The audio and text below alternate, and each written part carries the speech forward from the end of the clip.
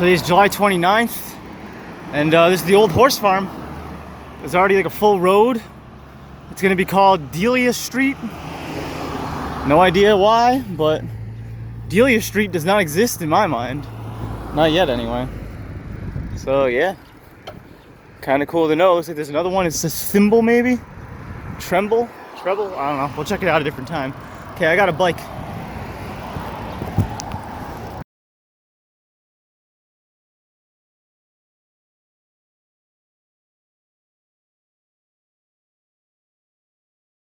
So we're at Albany's Rural Cemetery. Today is July 29th. No, I'm sorry, 19th, 2023. And there's this little deer, but I'm gonna have to go spook it.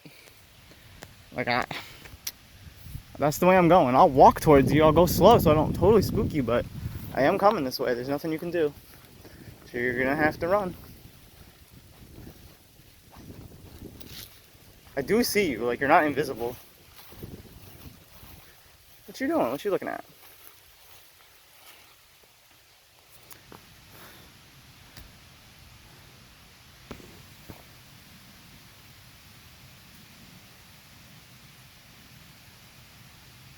She chilling. I'm still going this way. Like I'm not trying to like fuck with you. Are you okay? What are you doing? Are you like waiting for your like baby or something? Yeah, go away. What are you looking for? I'm trying to go this way. Like I don't know what you want from me. There we go. Thank you.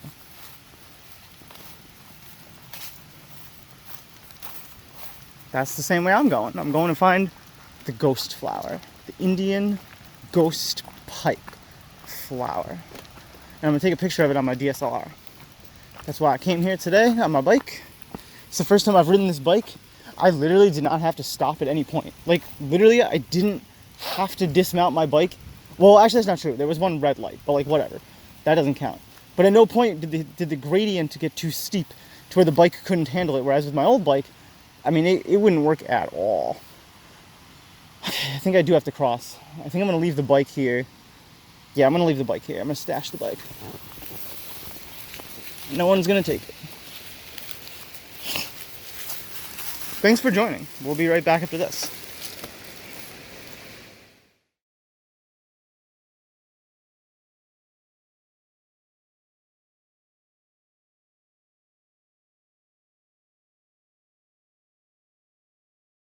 You're still around. Yeah, get out of here. It's ridiculous. So today, yeah, we're going to find the ghost pipe. It should be right on the other side of this, at the bottom of this little landing over here. Let's see if I can get across on here. Whoa! Almost tripped. That would have been bad. It's not ideal, but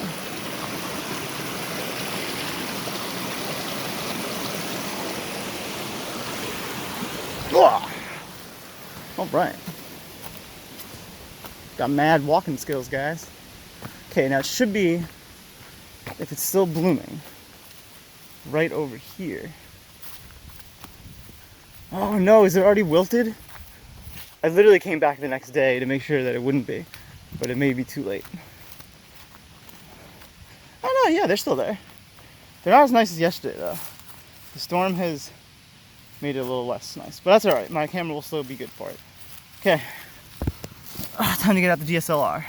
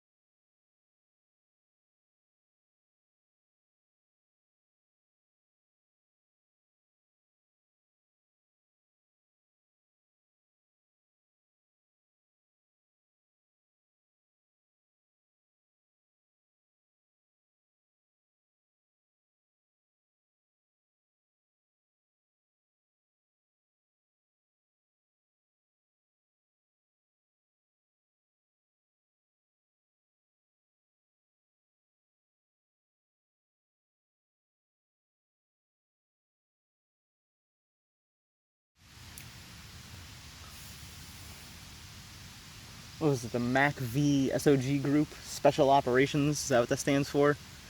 It was like a Vietnam thing, you know, it was like a bunch of ragtag motherfuckers with explosives and just in order to kill and just go in and just do modern day barbarism with metal objects against peasants in the Stone Age. And, you know, where radio equipment did exist, it was so asymmetrical that it's almost like, you know, it's like, it's almost, and I don't mean to frame this racially, it's almost like a different species at that point. Like, it's a different civilization type. It's like, one person got to the modern era, the other person is still stuck in the feudal era. Like, with horses and oxes and, you know, I mean, like, maybe a couple of pickup trucks if they're super fucking lucky. You know, and in the Middle East where that happened, you know, I mean, it didn't just happen in one place, but in the Middle East where it happened, it broke into these little groups that were like, you know, maybe allegedly funded by the West, but I think it's equally as possible that it's just funded by whoever had the access to the modern era, just, you know, trying to get just one pickup truck. It's the first pickup truck in your kingdom, man. That's a big fucking deal. You know, same with like a tank or something like that. Maintaining equipment is just as difficult, I think, than purchasing equipment. You know, okay, so you bought your first F-35. Congratulations. Who's going to maintenance it? Fine, so you downgrade to the F-15. And then how are you going to pay for the new parts on that? They're all restricted. Okay, so you downgrade to the F-14, and now you're basically flying around in a hunk of metal that's like using, at best, a Soviet-era radar, right, made by like allegedly Raytheon or something. I'm just making up names. You know, but like Booz, was it Booz Allen Hamilton? That this defense contractor, security contractor, CIA, former NSA whistleblower, Edward fucking Snowden was working for? Like, who are these like gray hat, white hat, allegedly fucking snoops? And who are they beholden to? Right? Like, what is the power access that's actually telling them not just fiscally where to go, but like what is the actual prime, if there is a prime directive? Who's behind it? Like, trying to figure that out. There's so many slot games that they're playing with just the money that trying to follow it, which is the best way to figure out who is doing different things, is impossible. It's a classified budget. It's DOD, actually. So what's interesting is that, and the reason I brought up SOG, the SOG group, is they're under the same department, right? The NSA is not law enforcement, allegedly. They're not. They're not law enforcement. They are Department of Defense. And then under that, defense contractors that kind of like bridge the gap between what capitalism is as a collective state and the collective unity of the flag. And like maybe the military, like, there's a difference between being in the army, like being in the army, and being an intelligence contractor sitting in a warehouse, underground bunker, spying on people like me. Hi, NSA Daddy. Thanks for joining. And if you tap in too far, you start to lose track of like the things that you do have control over. It's like trying to figure out who's making it rain at some point. Even if you couldn't stop it from happening any more than the ants can stop it from happening. Bro, why are you so intently peeping? Are you a baby bird? Is this a predator alarm? Am I shocking you to your core that you've never seen something like me before?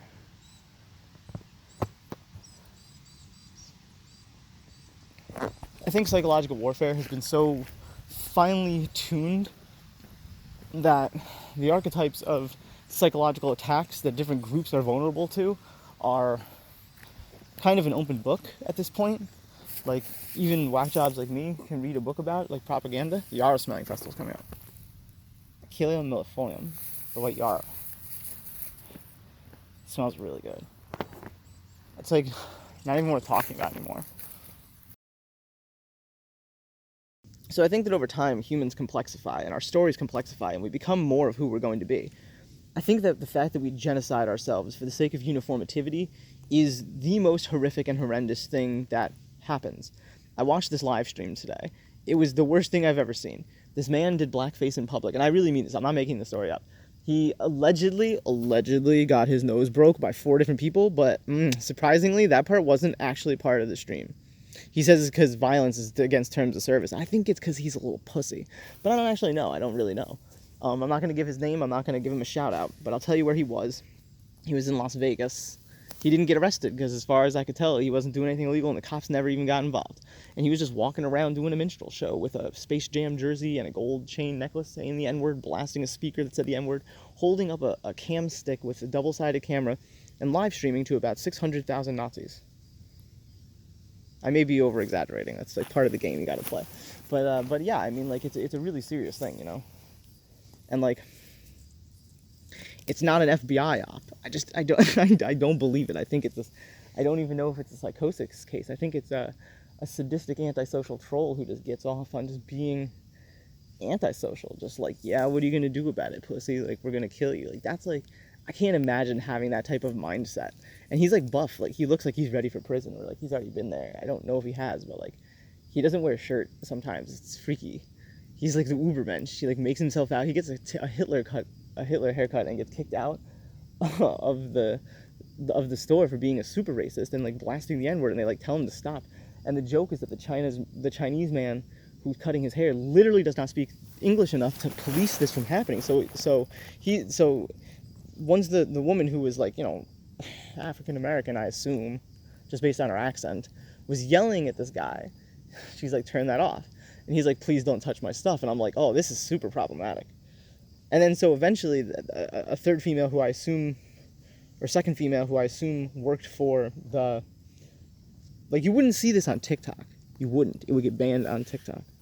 I love content that's banned from TikTok because it really forces you to think. It doesn't leave it to imagination like the propaganda is supposed to. It doesn't leave you to fill in the blanks the way that you want to self-selectingly only update the opinions that you think would make a better world, or whatever it is you think you're doing in their rat race. Meanwhile, there's this guy, right? And I don't look up to it. I don't admire it. I don't think I would platform it. I'm talking about it in meta so that you can understand the type of depravity that exists in this world, and the forces of evil, defense against the dark arts, that you're going to need to know to stave yourself against things like TERFs, to stave yourself against things like evangelical white nationalists, non-evangelical white nationalists, ethno-nationalists, just like different types of fascists in general, right-wingers, Christian apologists. Just like, there's a whole bunch of people that you're going to need to know how to watch out for, right? I'm one of them, right? Jeez, man, just listen to the slanderous lies they tell about people that are similar to me. And that goes for like 6 of the different things that I identify as, or that they, worse than that, they identify me as. Like, I actually don't identify as a trans woman. They identify me as a trans woman. They're like, trans, hey, you don't pass. I'm like, okay, but I'm non-binary. That's not real. That's plural. And I'm like, okay, but like, at least here, and we're probably gonna fight a war about it soon. At least here, legally, I changed all my shit. Like, I'm already legally female. You want to fight? You want to fight me on this? You can't. You already lost. It's not a fight anymore. Now the guys with guns are on my side. Like, maybe that's a naive comfort to have, right? Maybe it's just progress. Oh, the pendulum. Oh, it's not happening. We haven't put the slaves back in slavery. That's a lost cause. That's their words, not even mine. Look at this squirrel. And so this dude is out there doing the most fringe, lunatic stuff. And I think I may start doing the same with my shirt off, trying to just get arrested. Trying to get a criminal record, get my phone confiscated, get my shit searched through, go to jail, get handcuffed, try to make a problem out of myself. Nothing violent. It's not my intent. It never has been my intent. Like, I guess if they forced me into an internment camp or something, I probably would die. I don't know. Don't want to think about it. But it isn't my intent to be like, whoa, like, we should start a violent cult. I love writing about it, though. I think that Candy Chan's is the message of peace, and Taylor's is the message of war. And the two stories in my mind aren't related, but are kind of a yin-yang. And they've been kind of hanging out with each other, doing many of the same activities. I'll take a break and then I'll tell you about it. Thanks for joining. So I just got done writing in my diary about how I feel selfish. Like, I was bullying that deer earlier. Like, it was inquisitive towards me, but I was being too dominant. I should have just, like, given it its space and been like, oh, I'll come back later. Like, you're clearly chilling here. I don't want to be an asshole. But I was being an asshole. And I think what's fucked up about it is, I think the reason that deer recognized me is I think that that's the deer that I met here around this time about 3 full years ago now. Everyone, all my friends were like filming it, and I was so shocked. I was like, oh, a deer. It was like right over there. So I think it was the same deer. I think that was like a 3-year-old deer. I think that's the same deer that I saw. I hope it comes back so I can spend a little more time with it. Like, I should have just hung out with it a little more. I wrecked that. I was on a mission. Like, I was on an autistic mission. Like, I had to complete it. I was like, nothing can stop me. Sorry, little deer. I'm doing human things. But yeah, I may even go back for some better lighting now that it's like better lighting.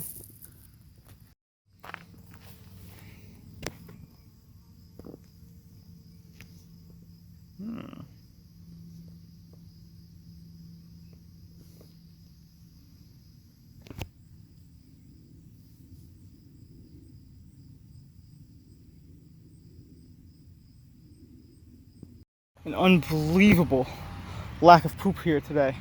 What a blessing. Like, there's like a little teeny little bit, not even, like, maybe because of all the rain, maybe they came and pressure washed it, you know? This one's starting to accumulate it again, obviously. Yeah, this one we're lucking out on today. We're at the clock tower, a little park on whatever the fuck this road is, Loudon Manans. Shit, I'm tired. Yo, this bike's lit though. I didn't have to stop once this entire time since I started biking. Like, I almost did. I was fucking with the gears nearly the entire way, just trying to learn them. Still trying to figure that out. I'll have to look up like optimal gear shift for like, for terrain or whatever, like slope angle or whatever, for like height of my legs or some shit. I don't know. I'll have to be scientific about it or some shit like that. Let someone else do it, honestly. Look it up.